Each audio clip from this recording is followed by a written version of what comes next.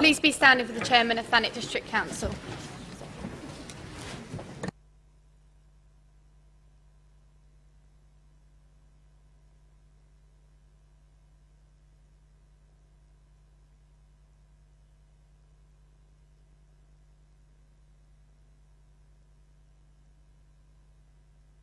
Thank you. Please be seated. We have had the windows open for a while, but if any gentleman would like to remove their coats, do feel free to.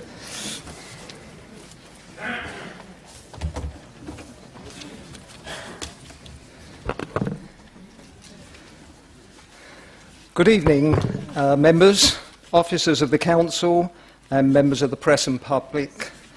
I welcome you to this extraordinary meeting of the Council, Thursday, 19th of July 2018. Housekeeping. If the fire alarm is activated, please vacate the offices via the stairs, either through the security doors to my right or opposite the lifts in the foyer. Please do not use the lifts. Please assemble in Hawley Square on the green. Officers will assist you and advise when it is deemed safe to return to the chamber. I can announce that the proceedings of this meeting will be recorded and subsequently broadcast on the internet. I would also advise that if filming takes place, anyone in attendance in the public areas may have their image captured. I urge anyone filming proceedings to avoid filming members of the public, particularly if there are children present. I'll ask the question, but I know the answer. Does anyone intend to film the meeting this evening? Thank you. Therefore, any member of the public who objects to the possibility of being filmed may wish to take this opportunity to leave the meeting. Any filming or recording will not be permitted for any item of the business this evening where exempt or confidential information is covered following the exclusion of the press and public from the meeting. Would everyone present please ensure that their mobile phones are turned to silent and that they are not used to make or receive calls in the chamber whilst this meeting is in progress.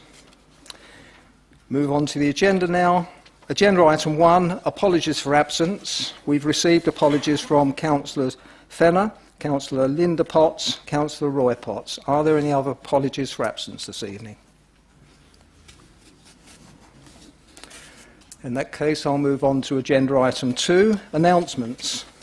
Can I just say that I was saddened to hear of the appalling incident that happened this afternoon when a member of staff was physically assaulted, and I'm sure everyone present would wish him a speedy recovery. The police are investigating, so we can say no more other than that unfortunate incident. Agenda item 3, declarations of interest. Are there any declarations of interest this evening? Councillor Wells. Mr Chairman, traditionally we've always taken a precautionary principle with declarations of interest in this chamber. And I just wonder whether or not we ought to take note and give 11 Conservative councillors the opportunity to acknowledge that they went to a dinner on Saturday evening in Broadstairs, sponsored by a local estate agent, in the few days before they actually come here to vote on whether or not there are to be a larger number of houses than we have proposed to date to be put into our island. Those councillors, Councillor Dawson, Rogers, Evans, Bayford, Taylor-Smith, Dexter, Pugh, Messenger, Banbridge, Councillor Move Saunders and yourself, Mr Chairman, were present at that dinner. And I just wondered if, as the conscience of the Council, you would actually take the lead and make a declaration of interest in the interest of transparency for the public.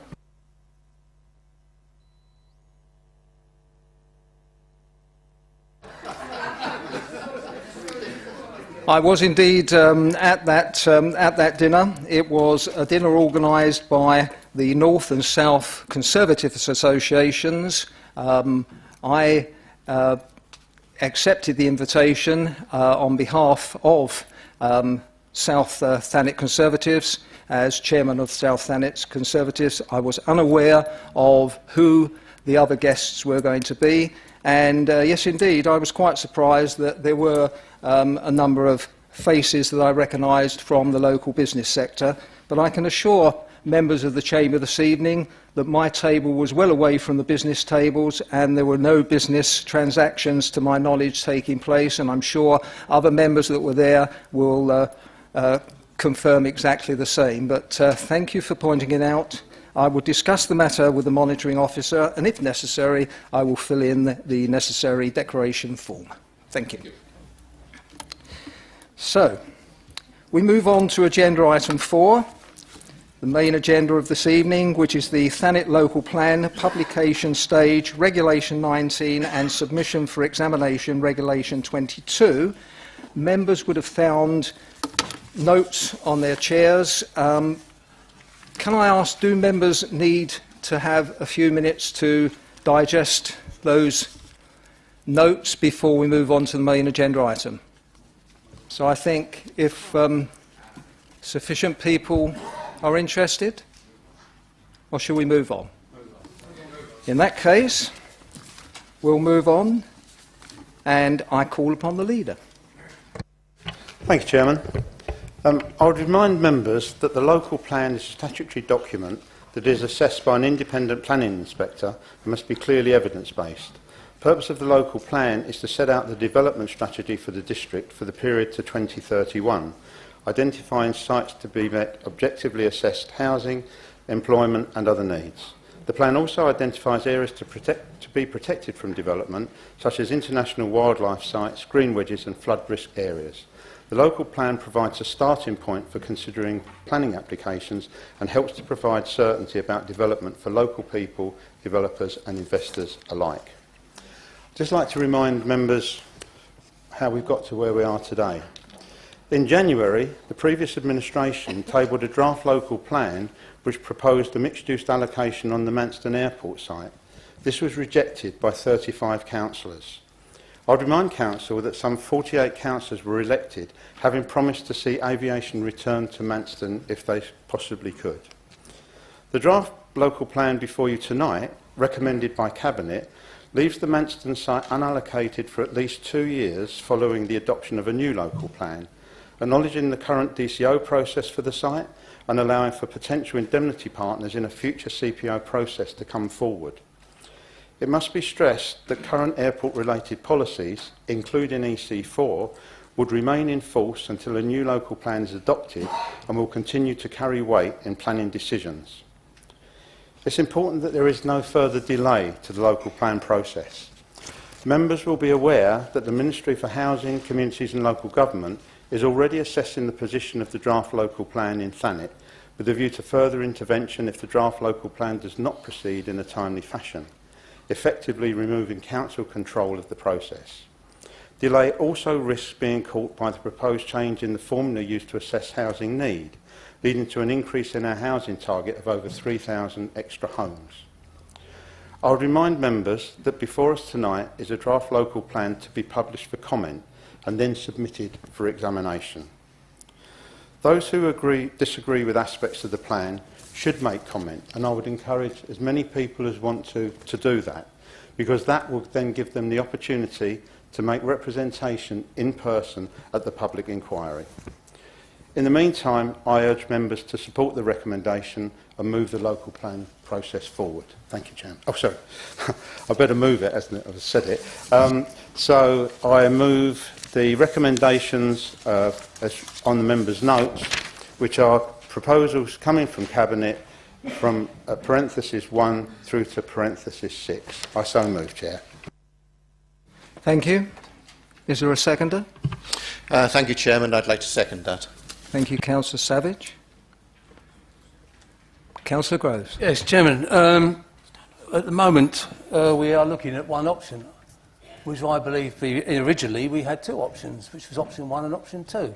Surely this council should be debating at least 2 options, and the option 1 that I read was the officer's recommendation, not this one. Thank you.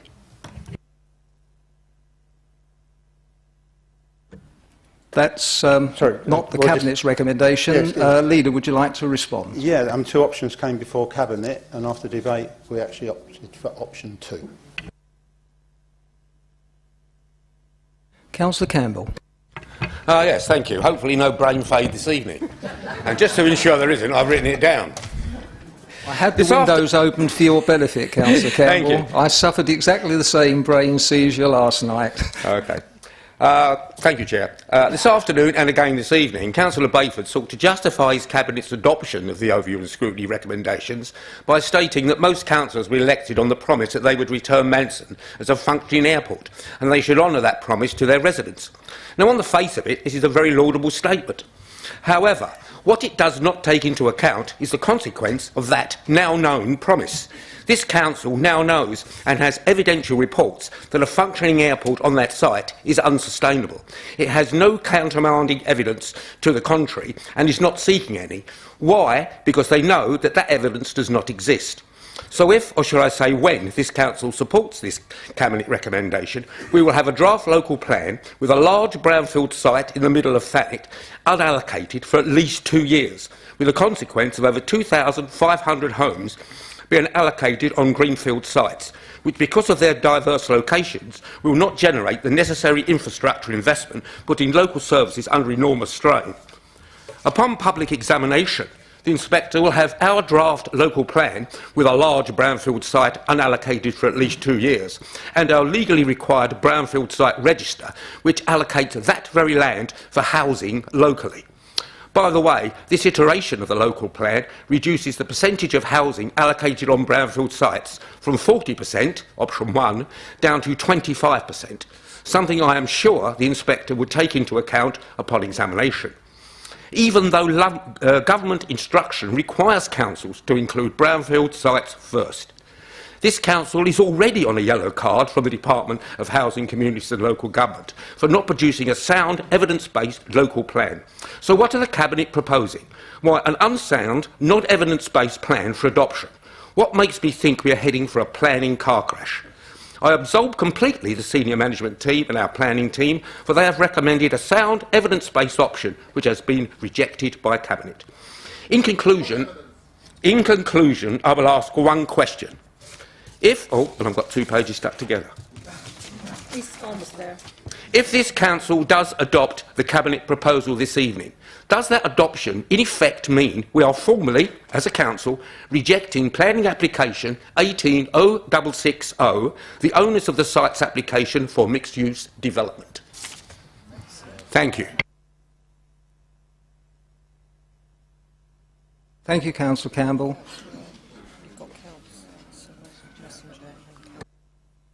Councillor Brim, I think, and then Councillor Messenger.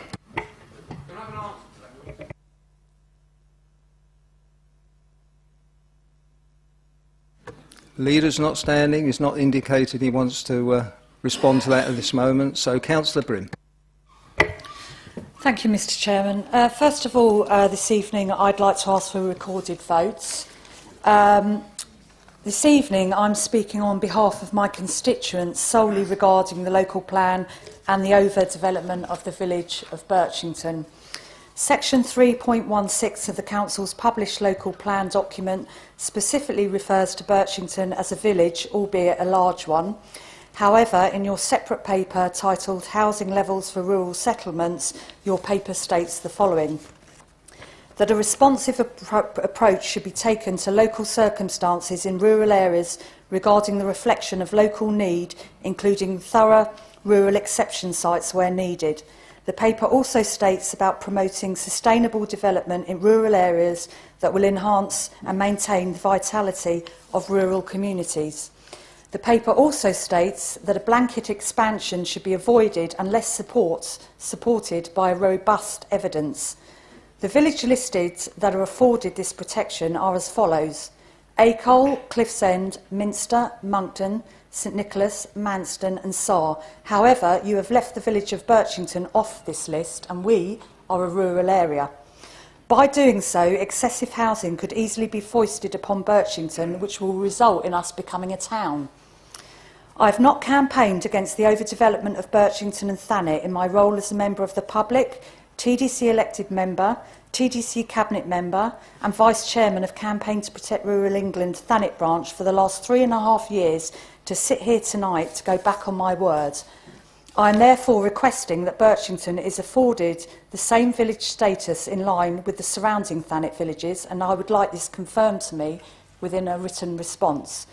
All members, parish councillors, district councillors and county councillors should be fiercely speaking out about Birchington Village's status. Failure to do so and you will be complicit in our beautiful village turning into a town. And my final comment is that the local plan, a lot like the council's, not fit for purpose. Thank you, Councillor Brim. Before we move on to Councillor Messenger, you have requested a recorded vote, so can I gauge the consensus of members with regards to a recorded vote? Are members in agreement with a recorded vote? In that case, we'll organise a recorded vote. At the end. Yeah. At the end? No, you've spoken, Councillor Brim. It's Councillor Messenger now. Thank you. Thank you, Mr. Chairman. I would like to remind members that the MPPF are guidelines and not statutory. Whilst I approve of the change suggested by overview and scrutiny and adopted by Cabinet today, I disapprove of the housing number that we are subjected to.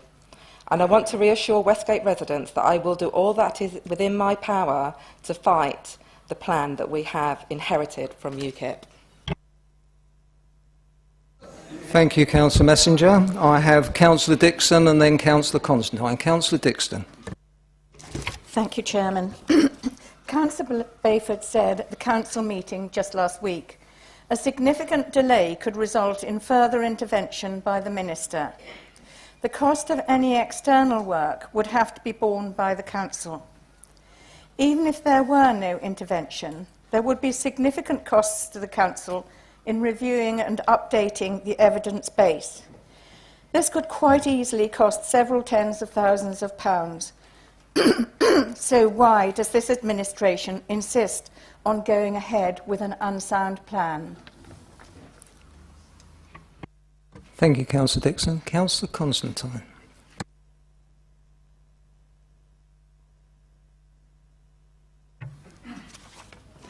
Thank you. I'm also speaking on behalf of some of my residents. Obviously, this is a hot topic. But I believe we should have a local plan that's based on adequate, up-to-date and relevant evidence. Evidence about the economic, social and environmental prospects of Thanet. Evidence that, in fact, responds to the needs of residents.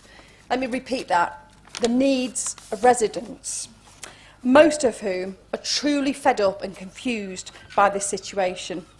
The evidence that we should be looking at should lead us to adopt a sound local plan. Sound local plan.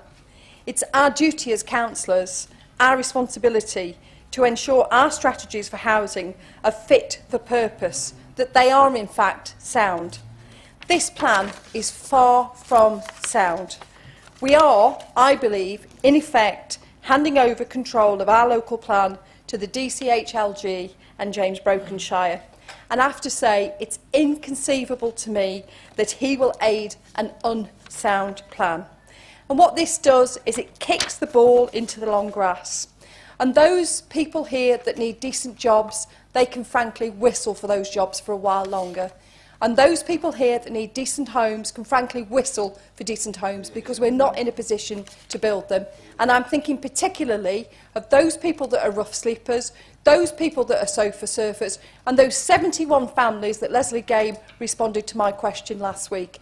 This is an outrageous decision by this council. It's not sound. We're going round and round in a muddle, and we need to sort this out. And I have to tell all of you, it is our responsibility as councillors. Thank you.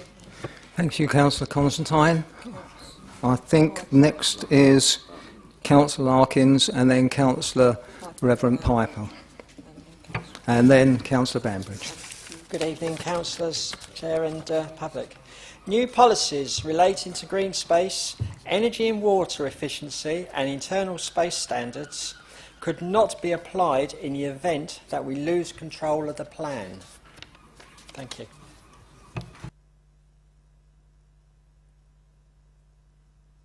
Thank you, Councillor Larkins. Councillor Reverend Stuart Piper. And excuse me if I get you out of order, but I've got lots of names on the list, but I'll get round to you all in due course. Thank you. Councillor Piper. Thank you, Chair. we are not planners. That is an obvious statement. But if I then take us back to January, we weren't planners then either. But 35 of us felt that what was being proposed in January also was unsound.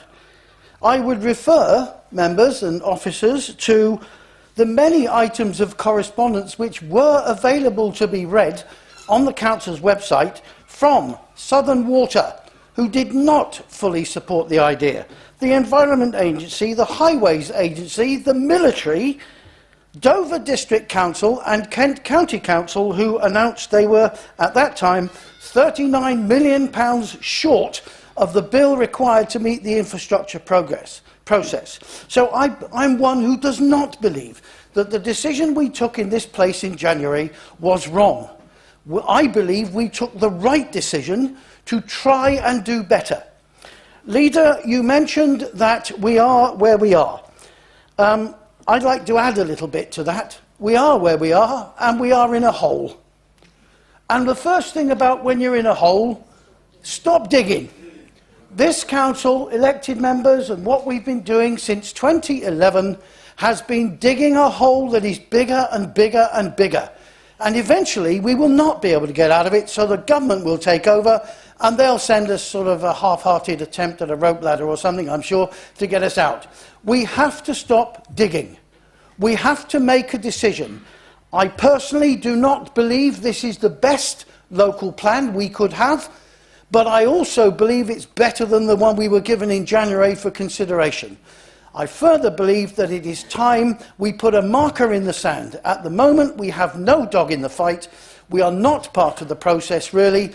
We need to get something out for publication, for public comment. We need to get the inspector looking at what we're doing and the changes we've tried to make since that appalling effort in January. Finally, I too do not blame officers for the situation that we're in.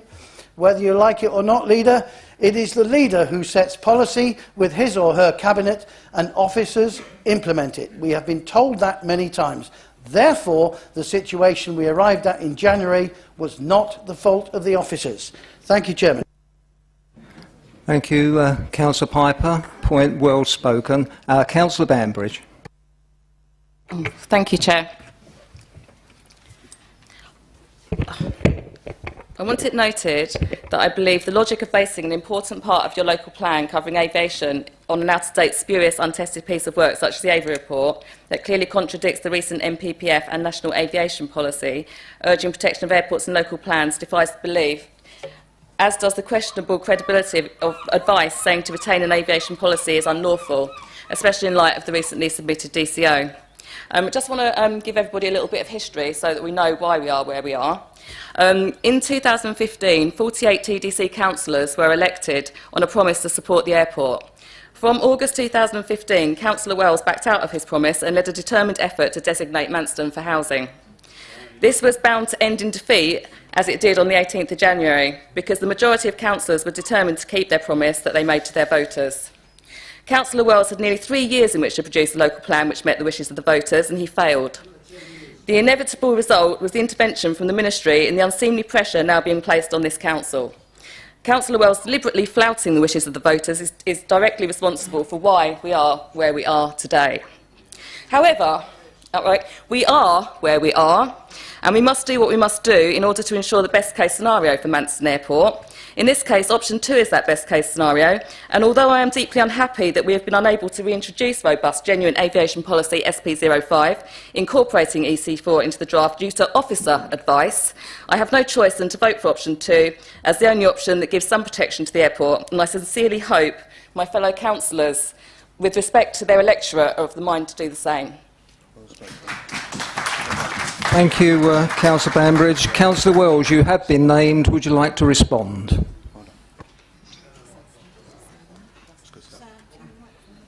Oh, sorry. Okay, that's fine. Yes, I agree with the first instinct there. That is, you have officers who implement policy on behalf of councillors and leaders and cabinet. The problem we now have, quite simply and straightforwardly, is the policy that should be put forward by the leader and the cabinet doesn't exist because it can't be evidence. So what is in its place is a series of words which carry no weight and no defence of the airport whatsoever. In defence of that position, many of the Conservative councillors say quite simply, don't worry about the extra housing numbers on greenfield sites because we can reverse that in the future as and when the DCO arrives. The Ministry has already specifically warned this council against putting too much reliance on the DCO, and actually that logic works in reverse. If you are that certain you can reverse things in the future, what you could do would be to put the houses on Manston, reverse that in the future, and save 2,500 houses worth of greenfield site. And I'm sure the Countess of Westgate are going to take that into account. Thank you, Councillor Wells. Councillor Lynn Fairbrass. Thank you, Chairman. Councillor Piper has just displayed the fact that he still doesn't understand the local plan process. That appalling offer from January is actually what we have now and some. An option was given before that vote that actually gave a 2-year window before policy SP05 kicked in, which would have protected the site. But this option deletes any relevant policy for the airport site, giving no protection whatsoever. Based on its own evidence, the Council cannot justify a no-policy stance. Advice from Council has constantly been that a site this size with no policy will render the plan unsound. I cannot and will not add my name to a proposal that will probably cost this Council tens of thousands of pounds. Thank you. I have Councillor Crowe-Brown on my list next. Thank you, Chair. I was one of those that stood on the Manston ticket. Indeed, I was based at RAF Manston on 2 occasions in the 80s and 90s. I saw how much the MOD used to have to pay for that site. Electricity bills, thousands per month. Now, yeah, I would say that I was fortunate to be on the local plan working group, and I have the utmost admiration for the strategic working group, the planning group, the legal advice we had both internally and externally, and I for one will not waste public money, so I won't support this option 2. Indeed, allied to the loss of control of the plan, there is a significant risk to the provision of key infrastructure to support development, roads, schools, health facilities, etc. So why are we going to risk this with this unsound plan? Thank you. Thank you, Councillor Crowe-Brown. Councillor Pugh. Thank you, Chairman. It's amazing that the UKIP group are advocating, or, well, coming out in support of trying to stop a no-deal for once. It's quite interesting.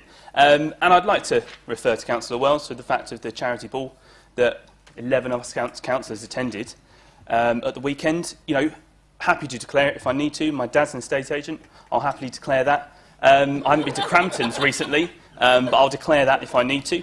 The main issue that I'd like to raise is that I'd like to reiterate what the councillors for Westgate have said. I disagree with the housing numbers, and I will do everything I can to dispute and to stop the amount of houses that are proposed for the villages.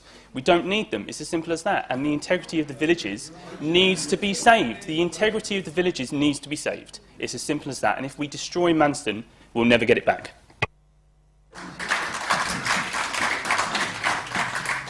Thank you, members. Can I remind members to stick to the agenda? We've already discussed a certain pavilion event. Would you like to respond? You've been named again, Councillor Wells. No, we're here all night, Mr. Chairman. Thank you. In that case, Councillor Hunter Stürmer-Spieslinger.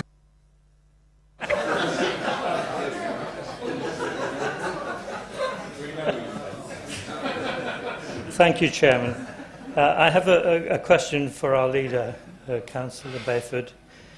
You said with the loss of control over new development, there is a greater risk that development will take place on a more unplanned basis. So why is this administration putting forward a plan that is likely to be found unsound? Thank you.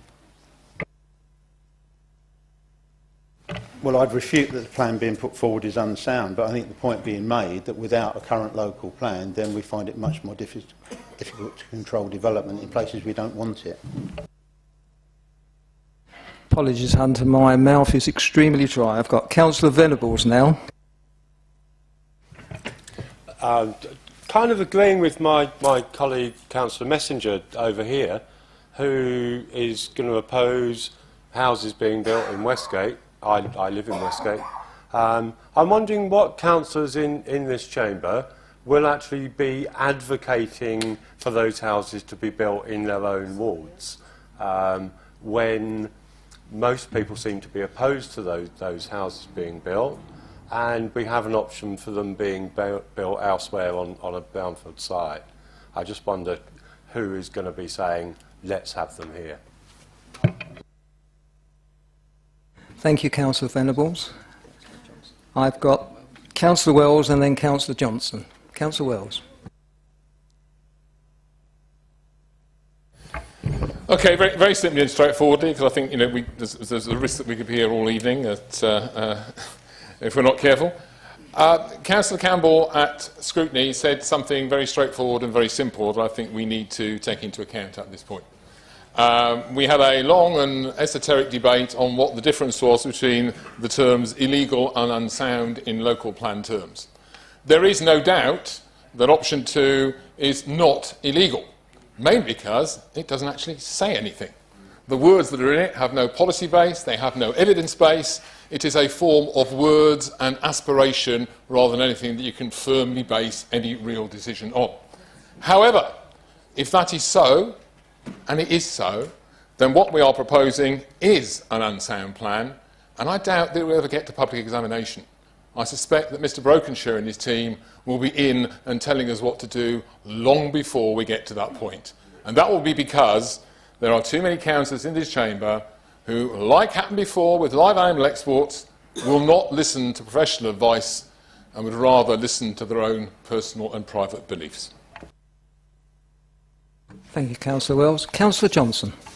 Well, thank you very much, Chairman. In response to the final remark by Councillor Wells, it was actually the professional advice of officers here that led to the closure of the port, not the advice of elected members. I was here, I know what happened, so we'll move on from that one. It was an officer of this council who said he needed to close the port. He had a duty of care. Councillor Johnson, can we move on to the local plan? You've allowed a lie to continue in this office. No, right. If we can move on, please. So all you all want to talk about is the airport. This is a huge document. This document was ready in January 2015 and ready to be finished by September 2015 with final consultation. That January 2015, our Labour administration had a working party looking exclusively at the airport site. We left it as an airport in that next election, but some of us knew we had done our best, not just in the 4 years from the time we took control, or the 3 years. We had done it all our political lives in here to support, as had many at KCC of all political colours. Funding was allocated, etc. In 2010, there was a coalition government. The coalition government told us to hold fire on everything we were doing with planning because they had some new ideas for us. So we held, you were Conservative Council, you were the leader, we had to hold fire. In 2011, we were told to hold fire well into 2012. It went on and on and on. The airport was eventually bought, as we all know, by Mrs Globe for £1, and then she decided she wasn't going to operate an airport. We then had to look at something else. I phoned the aviation minister, Robert Goodyear, and he was very nice to me, but he said, such a shame, airports are closing all over the country. I went to see Anne Logue on the 3rd of July 2014. I spoke with everybody. I included all political leaders in every meeting that I had so that you knew what was going on. We did our best to save the airport. By the time we lost control of the council, as I say, we left it as an airport, but you didn't meet as a working group ever again since, which you should have done. I'm sorry, you must allow me to finish. I've kept quiet at every meeting about this for months. The truth is this, we did our best. You are now going to have more housing than you ever thought. We were crucified in meetings in Westgate and Birchington with a few houses we were told we had to have there. How are people going to feel with the extra you're now being told to put in? The infrastructure is a disaster in Thanet already. Doctor surgeries are closing. We could lose our stroke unit. We want to look at this document as a whole. You want to look at the pollution that can be brought in by having, I'm sorry, everybody, but a cargo airport. I used Manston for passenger. I fought tooth and nail for it. I contacted the family in Ireland who originally owned the land. I did everything possible to save that airport. But even I, with my passion, could not do it. This document must be approved. The dog's dinner that you've produced this evening to ask us to vote on is taking us back 5 years. Sorry, Leader. Have we Sorry, nearly Chair. finished? Thank you. Well, I think Councillor Rosecki, sorry.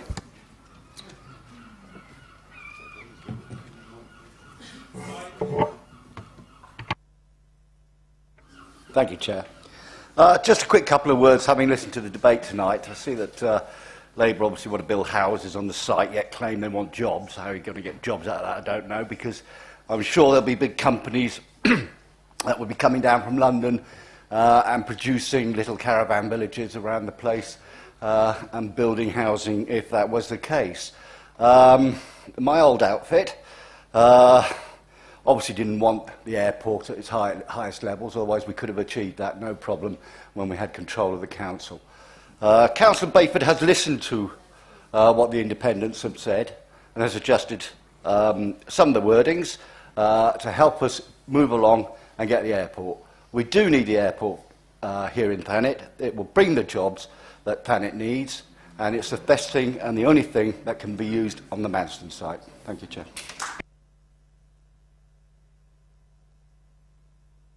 Councillor Evans. Yes, councillors, be sure that what you're voting on tonight is giving us the self-determination to carry on with this, what we're doing at the moment. If you vote against it, it will be taken out of our hands and then we'll have no say in it whatsoever. I know the houses are unpalatable, but it doesn't take a genius to work out that 30% of our population will be retired in 10 years, and in 20 years that 30% will be dying off. These houses will never be built. Be sure of that, okay? So what you're voting on tonight is a straight vote for keeping the local plan in our own hands, or washing our hands with it and letting the Manfred Ministry take over. It's as simple as that. Them houses will never be built because we've got an ageing population. Thank you, Councillor Evans. Councillor Jeremy Fairbrass. Thank you, Chair. Good evening, members.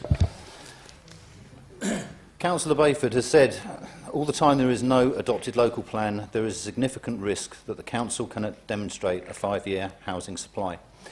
If this occurs, the Council would lose the ability to refuse housing applications in undesirable locations, or could face an increased risk of losing planning appeals and consequently greater risk of costs being granted against the cash-strapped Council. So why is this administration proceeding with an unsound plan? Thank you. Thank you, Councillor Fairbrass. We've had some passionate debate. Yes, Councillor. I'd just like to remind members that, yes, I was elected to save Manston Airport, but I was also elected to reduce housing figures in Westgate. If I was to survey the majority of residents in Westgate, they would all say that they would rather reduce housing figures as opposed to Manston Airport. Now, that's sad for me to admit, because I want both, but I know that I can't have both. Now, I must represent my electorate, and I stood on a platform with Councillor Wells and we promised to reduce housing figures in Westgate. Now, I don't believe these calculations are viable. I feel we're using out-of-date data. I've seen data today from mid-2017 that suggests there's more deaths in Thanet than births. So I feel that the population is reducing, so I'm quite happy for the housing calculations to be redone and hopefully we get reduced housing numbers. So that's why I cannot support the draft local plan. Thank you. Councillor Day. I think one of the main things that brings us all to support Manston Airport when we do, and we need to think more of it in national terms as well, is it's a strategic asset to this country. Since the first report was put out, we voted to leave Europe. We need the airport to be able to get our goods in and out of the world and be able to trade. I think that's more important than village numbers of housing because it's such a national strategic piece of infrastructure. And I'll do everything I can to support Manston Airport and give it the best chance of surviving in its current state, or in the new state we hope it to be in. Thank you. Thank you, Councillor Day. I think we've had quite a robust debate on a very emotive subject, so Leader, I'll hand it back to you, and then we can get on with the recorded vote. Thank you. Yeah, thank you, Chairman. I just want to respond to a couple of points that were made. And I think one of the points to be made is that this administration has only been in power for 4 months. There were 6 years of other administrations prior to that. So I think that the fact that we've moved this to where it is today is something of an achievement. I also think it's quite interesting that, you know, outside people are always saying, well, the council's run by officers, you know, members just do as they're told. But here tonight, quite clearly, everybody's saying that, well, the officers knew what they were doing, it's the members that were wrong, you know, the members. But I think what in fact happened, and I'd like to thank the officers for this, I'm very conscious that option 1 was their preferred option, but they did recognise that members had an opportunity to take part in the shaping of the local plan, and this administration wished to shape it a slightly different way, and I thank them for the support they've given us in doing that. It's interesting as well that, you know, what's been around for 4 months, after 2 weeks of being leader of this council, I've received a letter of congratulations from Sajid Javid. Also told me we were in intervention at that point in time. So, you know, the intervention was the responsibility of someone else, but here we are. And when the men from the ministry came in, they made it abundantly clear that their primary objective was to ensure that the local plan was produced in a timely fashion. And I think we've responded to that admirably. Councillor Constantine talks about, you know, brings in rough sleepers and so on. I'd just like to remind her that the government has granted this council £367,000 to address that problem, and I'd refer her to my leader's report of the last council, where I actually outlined the success of the winter shelter. So I think we're doing very well in combating that particular problem. Of course, people have got different views to us about this.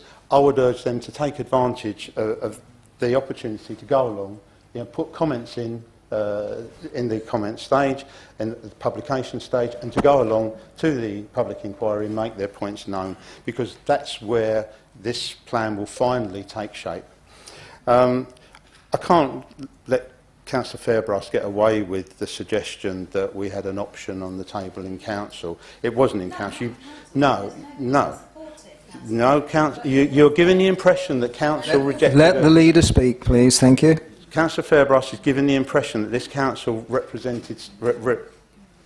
refused some kind of ameliorated option round option 1, and that wasn't the case. It just wasn't true. So, in fact, option 1 was where you were. Option 2 is where we are now.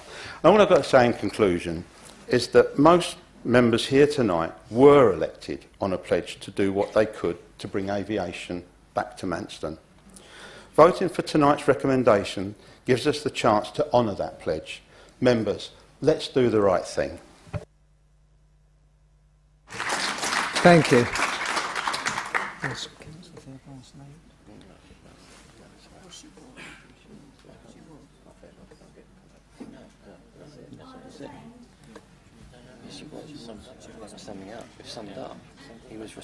No, Councillor was summing up, I'm told. So we move straight on to the recorded vote. So I'll ask the monitoring officer to do a recorded vote. Thank you.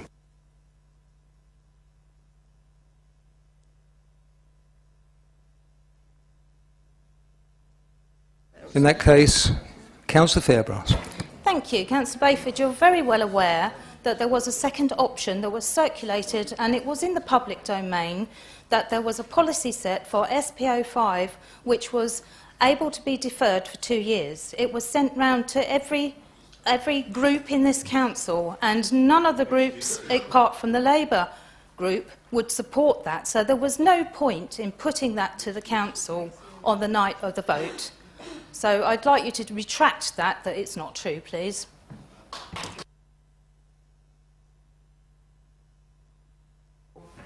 Maybe maybe my mishearing goes back to the cabinet meeting this afternoon, because it was pointed out to me by somebody else that the suggestion had been made. If you weren't making that suggestion, then I'm not calling you a liar. Thank you. Can we now move on to a recorded vote? I'll ask the monitoring officer to read out your names. Thank you.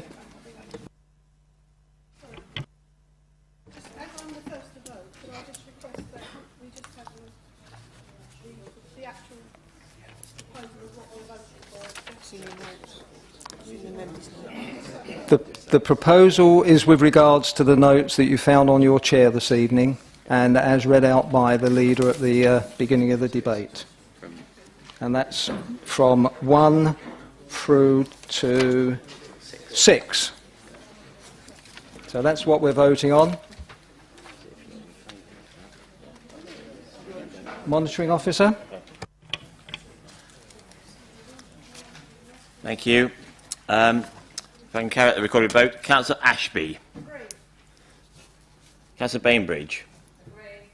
Councillor Bayford. Agree. Councillor Braidwood. Against. Councillor Brim. Against. Councillor Buckley. Agree. Councillor Campbell. Against. Councillor Glenn Coleman-Cook. Against. Councillor Keith Coleman-Cook. Agree. Councillor Connor. Councillor Constantine. Against. Councillor Crowe-Brown. Against. Councillor Curran. Agree. Councillor Dawson. Agree. Councillor Day. Agree. Councillor Della. Against. Councillor Dennis. Agree. Councillor Dexter. Agree. Councillor Dixon. Against.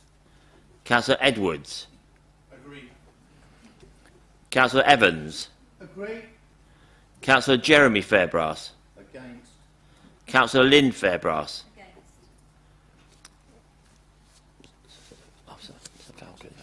Councillor Falcon. Against. Councillor Game. Agree. Councillor Gregory. Agree. Councillor Grove. Against. Councillor Hayton. Councillor Hillman. Against. Councillor J. Jones. Agree. Councillor Johnston. Against. Councillor Larkins. Against. Councillor Martin. Agree. Councillor Matterface. Against. Councillor Messenger. Agree. Councillor Parsons. Agree. Councillor Linda Piper. Agree. Councillor Reverend Stuart Piper. Agree. Councillor Pugh. Agree. Councillor Rogers. Agree. Councillor Rozecki. Agree. Councillor David Saunders. Agree. Councillor Maeve Saunders. Agree. Councillor Savage. Agree. Councillor Shonk. Agree. Councillor Stummer-Smirchsing. Against. Councillor Taylor. Agree. Councillor Taylor-Smith. Agree. Councillor Tomlinson. Councillor Townend.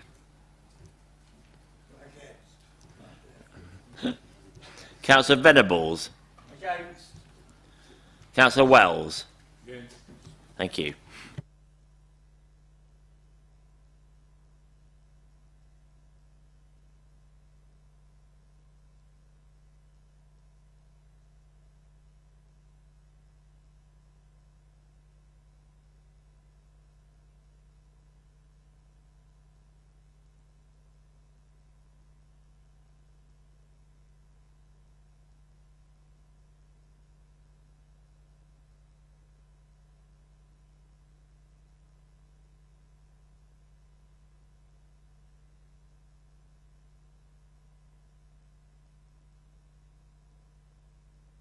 That's 31 versus 21. Proposal is agreed. Thank you.